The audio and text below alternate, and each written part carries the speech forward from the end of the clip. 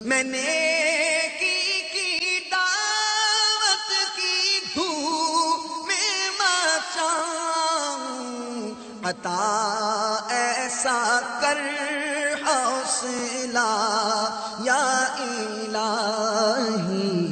اپنی گفتگو میں کمی لانے کے جو واقعی خواہش مند ہیں ان کے لیے اپنی بات کی چھان بین کرنے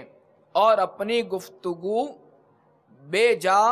یا ضرورت سے زائد لفظوں اور مختلف خامیوں سے پاک کرنے نیز نقصان دہ بلکہ فضولیات کی آمیزش سے بچانے کے لیے احیاء العلوم سے ایک بہترین نسخہ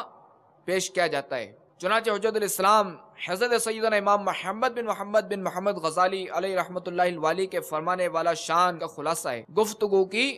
4 قسمیں۔ نمبر 1 مکمل نقصان دہ بات، نمبر 2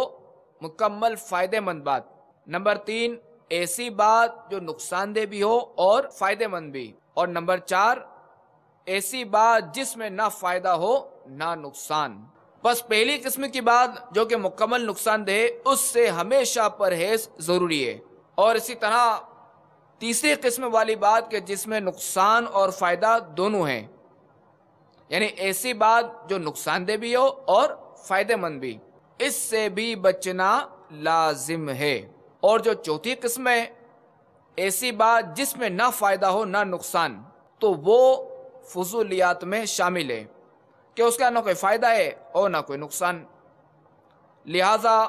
ایسی بات میں وقت ضائع کرنا بھی ایک طرح کا نقصان ہی ہے۔ اس کے بعد صرف دوسری ہی قسم کی بات رہ جاتی ہے، یعنی جو مکمل فائدہ مند بات، یعنی باتوں میں سے 3/4 یعنی 75% تو قابل استعمال نہیں، اور صرف 1/4 یعنی 25% بات جو کہ فائدہ مند ہے، بس وہی قابل استعمال ہے۔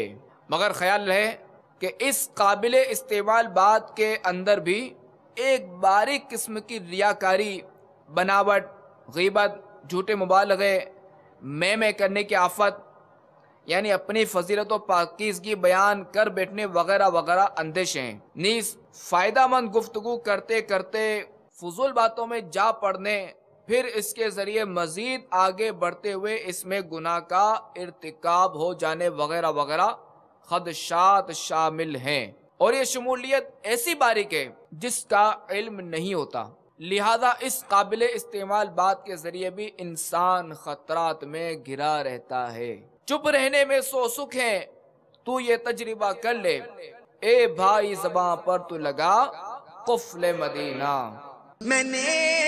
کی دعوت کی دھوم میں مچاؤں، عطا ایسا کر حوصلہ یا